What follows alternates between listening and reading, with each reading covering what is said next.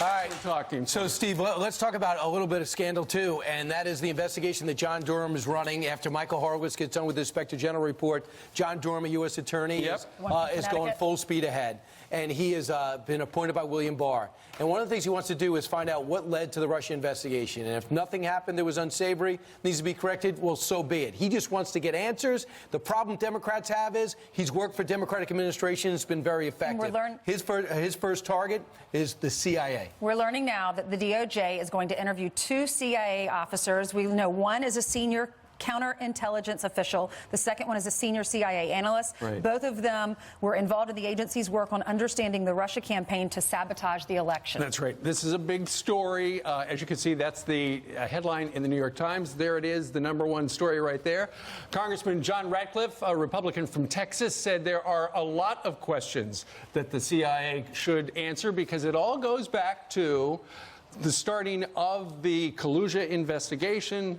Here's the congressman yesterday. A lot of the questions that relate to the origins of this go to the CIA. There's a lot that Attorney General Barr, I think, has said doesn't jive with respect to that, and that's why John Durham is looking at the issues that the Democrats aren't willing to look at.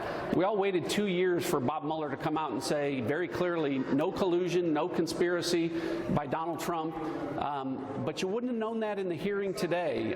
The Democrats repeatedly said there was collusion, there was conspiracy, but somehow Bob Mueller and his team of nearly 60 FBI investigators and FBI agents somehow just missed it. Right. And I just invented a word. I combined collusion with Russia to come up with collusion. Which is a very good vacation spot, I understand, in the Caribbean. Next to Fallujah. Yeah, absolutely. Yeah, not quite as nice. Meanwhile, just a quick thing to add to that. Gina Haspel and the Director of National Intelligence with this administration says full cooperation. My sense is it's less the men and women who are in the field offices and more of the guys that used to run things like John Brennan, James Clapper. I think those are the ones with all the answers and most of the questions. Right. And one thing that Mr. Radcliffe was referring to that took place behind closed doors, this is the quote from Devin Nunes with the Intelligence Committee as he listened.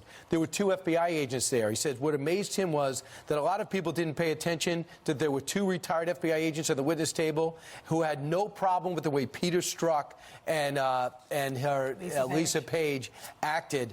They acted like they were just serving their country. They're sticking up for each other rather than saying that's not the way we should handle investigations. Nonetheless, it is the lead story right now in the New York Times. Somebody apparently at the CIA, leaked that story to him because so far from the Department of Justice, we haven't seen that sort of thing regarding. It's pretty extraordinary, It right? tells me, it just tells me they're getting the ball rolling, and we're going to find out some answers, hopefully. And I don't think the CIA